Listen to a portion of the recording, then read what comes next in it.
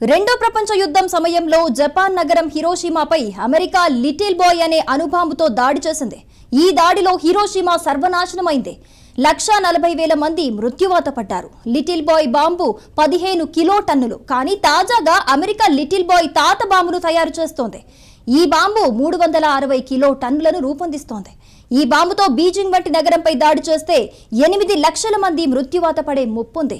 5.6 కిలోమీటర్ల రేడియస్తో ప్రతి వస్తువు కాలి బూడిదవుతుందట. ఇంత ప్రమాదకరమైన బాంబును అమెరికా ఎందుకు తయారు చేస్తోంది? ఈ డెడ్లీ అణుబాంబుకు అమెరికా ఏం పేరు పెట్టింది? అమెరికా కొత్త బాంబు ఏ దేశాలను టార్గెట్ చేయనుంది? Let's watch this story. Deadly బాంబును అమెరికా సృష్టిస్తోందా? గ్రావిటీ బాంబు దాడితో విధ్వంసం తప్పదా? లిటిల్ బాయ్ కంటే గ్రావిటీ 24 రెట్లు శక్తివంతమైనదా? ప్రస్తుతం ప్రపంచవ్యాప్తంగా 2 యుద్ధాలు కొనసాగుతున్నాయి. ఒకటి ఉక్రెయిన్ యుద్ధం, రెండోది హమాస్ పై ఇజ్రాయెల్ యుద్ధం. ఇక్కడ చెప్పుకోవలసింది మాత్రం ఉక్రెయిన్ యుద్ధం గురించే. ఉక్రెయిన్పై 2022 ఫిబ్రవరి 24న ఉన్నట్టుండి రష్యా అధ్యక్షుడు యుద్ధాన్ని ప్రకటించాడు. ఈ యుద్ధం 3 ఏళ్లుగా కొనసాగుతోంది. ఉక్రెయిన్ వద్ద ఆయుధాలు లేకపోవడంతోనే రష్యా యుద్ధానికి తెగించింది. రష్యా భీకర దాడుల్ని చూస్తూ ఉక్రెయిన్ నిస్సహాయంగా ఉండిపోయింది. ఆయుధాల కోసం మిత్ర దేశాలను వేడుకుంది. యూరోపియన్, అమెరికా దేశాలు ఆయుధాలను ఇవ్వడంతో యుద్ధాన్ని 3 ఏళ్లుగా నెట్టుకొస్తోంది. అయితే ఈ యుద్ధాన్ని చూసి ప్రపంచ దేశాలు ఓ పాఠాన్ని నేర్చుకున్నాయి. ఉన్నట్టుండి అనుకోకుండా పొరుగు దేశాలు దాడి చేస్తే తమ పరిస్థితి ఏమిటి అన్న టెన్షన్ అన్ని దేశాలను పట్టి పీడిస్తోంది. ఈ క్రమంలోనే చాలా దేశాలు ఆయుధాలను తయారు చేయడం, లేదంటే ఆయుధాలను కొనుగోలు చేయడంపై దృష్టి పెట్టే. అంటే సైనిక ఆయుధ శక్తిని చాలా దేశాలు మెరుగుపరుచుకుంటున్నాయి. శత్రువుల్ని నిరోధించేందుకు మరికొన్ని దేశాలు ఏకంగా న్యూక్లియర్ వెపన్స్ తయారీకి ప్లాన్ వేస్తున్నాయి. ఉక్రెయిన్ యుద్ధం మొదలైన తర్వాత యూరోప్, అమెరికా దేశాలను అణ్వాయుధాల భయం నీడలా వెంటాడుతోంది.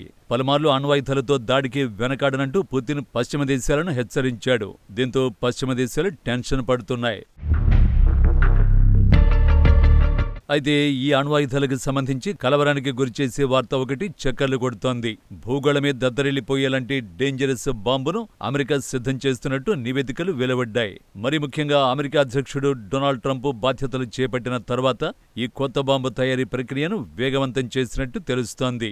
ఈ బాంబును గ్రావిటీ న్యూక్లియర్ గా తెలుస్తోంది. వాస్తవానికి ఈ అణుబాంబును 2037 నాటికి సిద్ధం చేయాలని ముందు నుంచి అమెరికా ప్లాన్ వేసింది. కానీ ట్రంప్ వచ్చిన తర్వాత అమెరికా వ్యూహం మార్చింది. ఇప్పుడు 2028లోగా ఈ బాంబును సిద్ధం చేసే ప్రక్రియ ఊపందుకుంది.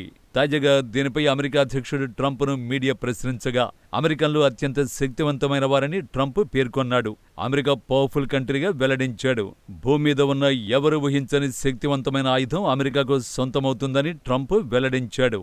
ప్రపంచంలోనే శక్తివంతమైన ఆయుధం అదని, ఎవరి వద్ద అలాంటి ఆయుధం లేదని ట్రంప్ సంచలన వ్యాఖ్యలు చేశాడు. దీంతో ఇప్పుడు ప్రపంచమంతా ఏమిటా బాంబు అంటూ చర్చించుకుంటోంది.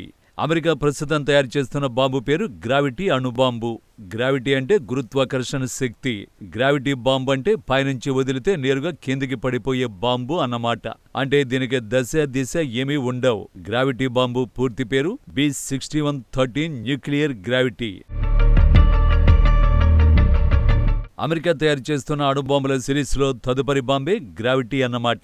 షెడ్యూల్ టైం కంటే ముందే గ్రావిటీ బాంబు సిద్ధమవుతున్నట్టు న్యూ మెక్సికోలోని సాండియా నేషనల్ లాబొరేటరీస్ ధృవీకరించింది.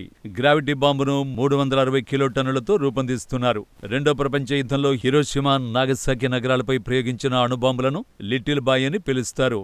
ఈ లిటిల్ బాయ్ దెబ్బకు హిరోషిమాలో 140,000 మంది, నాగసాకిలో 74,000 మంది మృత్యువాత పడ్డారు. ఈ మృతుల్లో బాంబుల తర్వాత రేడియేషన్ కారణంగా ప్రాణాలు కోల్పోయిన వారు కూడా ఉన్నారు. హిరోషిమా, నాగసాకిని ధ్వంసం చేసిన 2 బాంబులు తొలి అణుబాంబులన్నమాట. ఆ తర్వాత వచ్చిన అణుబాంబులతో పోలిస్తే అవి చాలా చిన్నవి. లిటిల్ బాయ్ బాంబు కేవలం 15 కిలోటన్నులు మాత్రమే. దానితో పోలిస్తే B6113 బాంబును ఏకంగా 360 కిలోటన్నులతో తయారు చేశారు. సింపుల్ గా చెప్పాలంటే లిటిల్ బాయ్ బాంబు కంటే 24 రెట్లు శక్తివంతమైనది. నిజానికి ఆధునిక అణుబాంబులను B61 పేరుతో అమెరికా తయారు చేస్తోంది. ఈ క్రమంలోనే B61 బాంబును అమెరికా తొలిసారి 1968లో అభివృద్ధి చేసింది. 50 ఏళ్లుగా ఈ బాంబు వాడుకలో ఉంది. ఆ తర్వాత B6112 పేరుతో అణుబాంబులను తయారు చేస్తోంది. అయితే B-61-12 బాంబుల తయారీని నిలిపేసి B-61-13 బాంబులను రూపొందించాలని అమెరికా నిర్ణయించింది.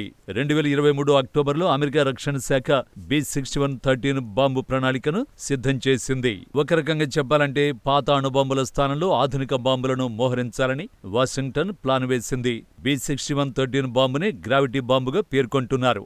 గ్రావిటీ బాంబుతో దాడి జరిపితే పరిస్థితి ఏంటి?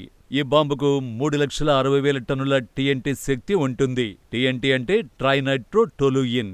పేలుడు శక్తిని TNT ప్రమాణంలో కొలుస్తారు. ఈ బాంబును బీజింగ్ వంటి జనసాంద్రత ఉన్న నగరాలపై ప్రయోగిస్తే దెబ్బకు 8 లక్షల మంది మృత్యువాత పడే అవకాశం ఉంది. సుమారు 20 లక్షల మంది క్షతగాత్రులుగా మిగిలిపోయే అవకాశం ఉంది.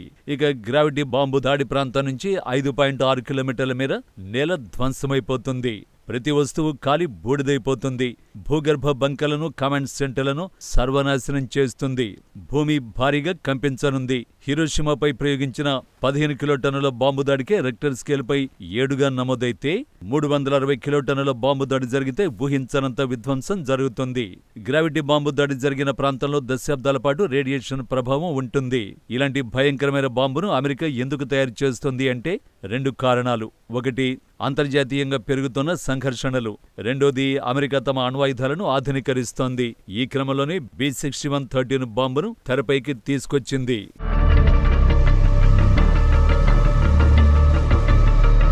ప్రధానంగా అమెరికాకు చెందిన B-21 స్టెల్త్ బాంబర్లకు గ్రావిటీ అణుబాంబును అమర్చేలా తయారు చేస్తున్నారు. ప్రస్తుతం అమెరికా వద్ద 3,700 యాక్టివ్ అణుబాంబులు ఉన్నాయి.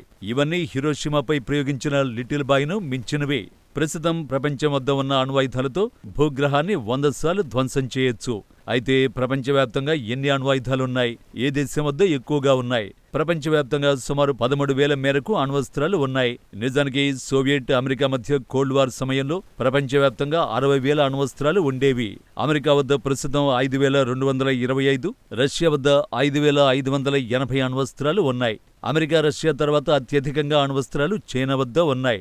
డ్రాగన్ కంట్రీ వద్ద 600, ఫ్రాన్స్ వద్ద 290, యూకే వద్ద 225, భారత్ వద్ద 172, పాకిస్తాన్ వద్ద 170, ఇజ్రాయెల్ వద్ద 90 అణ్వాయుధాలు ఉన్నట్టు నివేదికలు చెబుతున్నాయి. ఉత్తర కొరియా వద్ద 20, ఇరాన్ వద్ద 5-6 ఉన్నాయన్న అంచనాలు వెలువడుతున్నాయి. ప్రస్తుతం ఉన్న అణ్వస్త్రాల్లో విధ్వంసకరమైనది రష్యాకు చెందిన జార్ బాంబర్.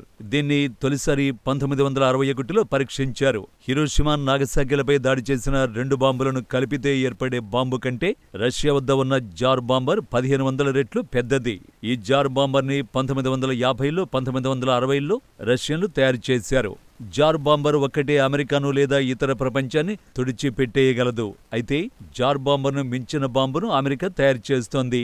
అదే B-61-13 గ్రావిటీ న్యూక్లియర్ బాంబ్. ఒకవైపు ట్రంప్ అణుబాంబులు వద్దంటూనే అత్యాధునిక బాంబుల తయారీకి ఆదేశాలు జారీ చేస్తున్నాడు. అణుబాంబులు ఉంటే రక్షణ అన్నట్టుగా ప్రపంచం మారిపోయింది. అణ్వాయుధాలు ఉంటే పొరుగు దేశాలు కూడా దాడికి అంత ఈజీగా దిగవు. ఉక్రెయిన్ విషయాన్ని తీసుకోండి. ఒకప్పుడు వేల సంఖ్యలో ఆ దేశం వద్ద అణుబాంబులు ఉండేవి. కానీ అణు నిరాయుధీకరణ కింద రష్యా, అమెరికా పట్టుబట్టి ఉక్రెయిన్ న్యూక్లియర్ బాంబులను నిర్వీర్యం చేయించారు. అవే బాంబులుంటే పుతిన్ కూడా దాడికి వెనుకాడేవాడు. అందుకే ప్రపంచం అణ్వాయుధాలపై దృష్టి సారించింది. ఇరాన్ లాంటి దేశాలు అణ్వాయుధాలపై దృష్టి సారించాయి. అమెరికా గ్రావిటీ బాంబుతో రష్యా, ఉత్తర కొరియా, ఇరాన్ వంటి దేశాల్లో కలవరం మొదలైంది. అమెరికాపై దాడి చేయాలంటే ఆయా దేశాలు పునరాలోచించుకోవలసిందే.